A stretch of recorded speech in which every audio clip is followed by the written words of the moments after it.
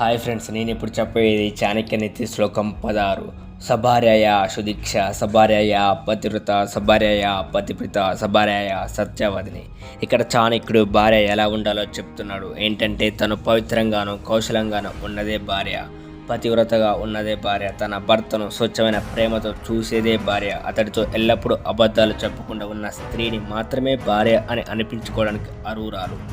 ఈ గుణాలు కలిగి ఉండని స్త్రీని భార్య అనలేం. ఎల్లప్పుడూ మాయా మర్మం లేని మనసు, తను మాట్లాడే మాట తీరు, తను చేసే పనిలో పవిత్రతను కాపాడుకునే స్త్రీని ఆదర్శవంతమైన భార్య అని అంటారు.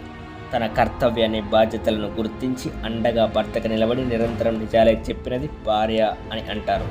కానీ నేటి సమాజంలో వివాహ బాంధానికి అంత విలువ లేకుండా పోతుంది. నేటి సమాజం ప్రేమ అనే మత్తును అనేకమైన అడ్డదారు తొక్కుతుంది. తప్పు అని తెలిసి లేపు ఆ మత్తుకు స్వేచ్ఛ, ఫ్రీడమ్ అని పేరు పెట్టుకుంటున్నాం నేటి సమాజంలో.